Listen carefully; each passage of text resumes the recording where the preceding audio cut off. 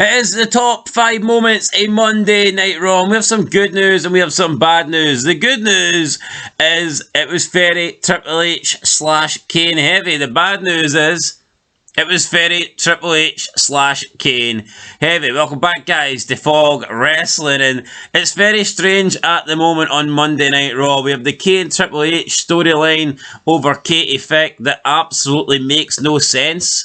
But it's also intriguing, as messed up as it is and as retarded as it is. It's like you want to know what happens next because we've never really seen anything like this in wrestling up till this point. It's just came out of nowhere. Kane being accused of being a murderer. Then he was accused of being a drink-driving, killing rapist. And then he's been accused of having sex with dead bodies. God knows what he's going to be accused of next week. But we're here to talk about this week. And with that said, let's move into the 5th moment of this show. And it was the opening match, the tag team titles. And we crowned new tag team champions with Chris Jericho and Christian becoming the new holders of the gold. They did become the new holders. Good match. Hurricane obviously taking the pin. We had a Booker T beat down to Jericho at the start of the match. Made you think, oh, are Kane and Hurricane going to retain? But realistically, I don't think Kane needs to hold these belts with Hurricane. Let's feud with Triple H. Hurricane's just a tag along. He's not needed. Good match. Good opener to the show. And I'm glad to see Christian and Jericho hold these belts. I know Kane's got a lot more to worry about than losing a set of tag team titles. But it does seem a little bit harsh that he lost the belts after winning TLC 4 on his own last week. But it does, and again, like Christian and Jericho lost that, and here they are winning this match. But speaking of number 4, let's move into it. Falls Count Anywhere. Booker T versus Big Show now. I am surprised a Booker T Big Show moment / match could even make the top 5 moments, but this whole Falls Count Anywhere match was crazy. I mean, we literally had many things happening in the background. You had Triple H driving a forklift being led through the arena by Ric Flair. Come on, champ. With Chris Jericho sneaking around with a steel chair. And we had a half-naked Trish Stratus in the shower with nothing but a towel to wrap around her. Yeah, so we got to see lots of sights here. Fought in the crowd, fought backstage. There was too many near falls for my liking, though. There was about 20 million near falls in this match. Yeah, there was. And is that really necessary when you're brawling backstage? No, it's not. I don't think so. Especially with... Yeah, it was just too much effort for Booker T and fucking Big Show. Big Show having to get down to get a pin just for a kick out at 2. In the tightest fucking shower into man. They're in the hallway and it's fucking 2 feet wide and having to crawl down to try and get a cover. Anyway, it was mayhem, it was weird.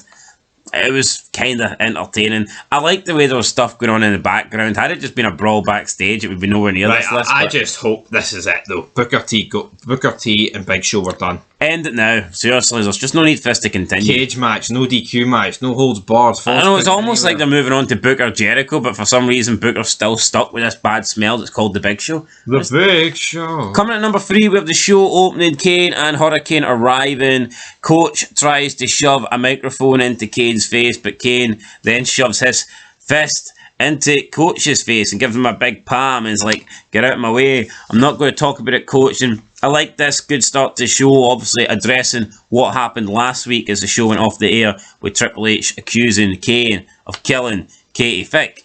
Yep, absolutely. Great start, gets your attention straight away, and this is what wrestling should be. Shouldn't be, like you say, sometimes, Cody Rhodes coming out, da, da, da, da, da, or Seth Rollins, man. What is it with fucking singing theme songs?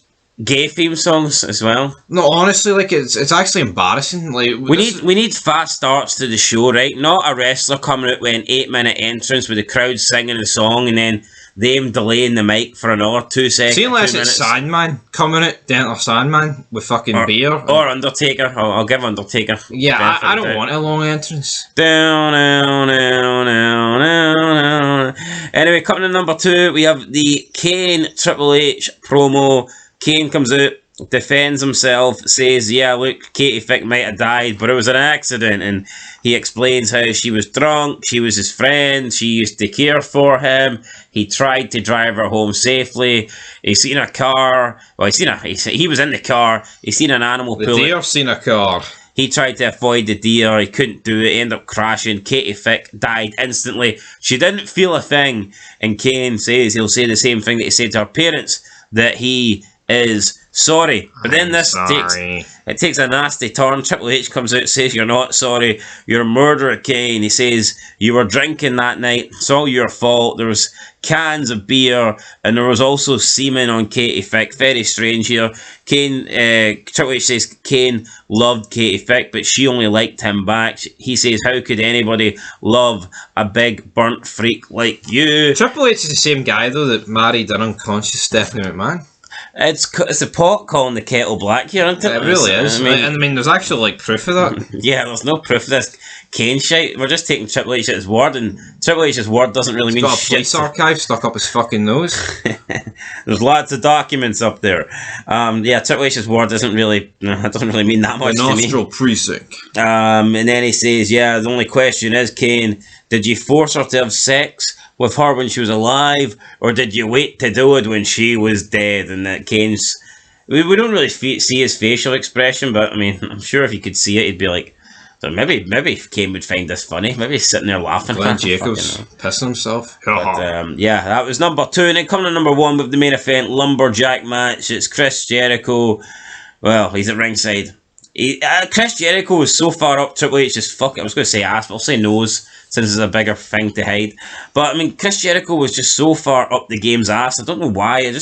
All the heels in general, they all wanted to attack RVD, and none of them wanted to attack Triple H. Why wouldn't these guys want to have a swing at the World Heavyweight Champion? Makes no sense. Literally, there's so many people. 3 Minute won't attack anybody, heel or face.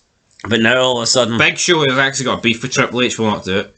I understand people like Rico who are shite bags, right? And maybe that other boring bastard, what's he called, the guy? Nowinski? Aye, like him, maybe he's like, oh, I want to impress Triple H with my books marks or whatever. But no, come on, there's loads of people like that. Come on!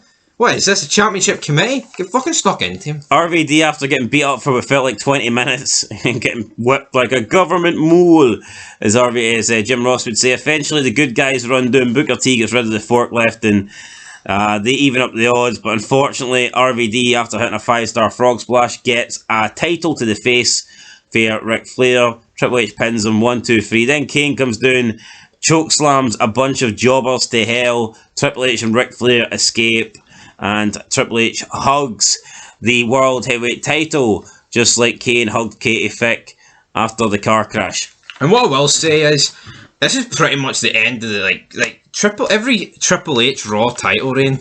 No matter against Steiner, Nash, Booker T, this one, Van Damme, which this is. Yeah, it's Triple H walking up the ramp holding the belt. Yeah, it is. It's there's no fucking difference really. It's Jeff Jarrett. It is 3 years early. I think there's no problem with changing it up. I actually think when he got beat in the build-up to Unforgiven by Van Damme, at least it was unique, but it's something weird to do as soon as he's won the belt. It's something you should do a few months into his reign. No, I think so. Yeah, because not many people felt Triple H should have been awarded the belt.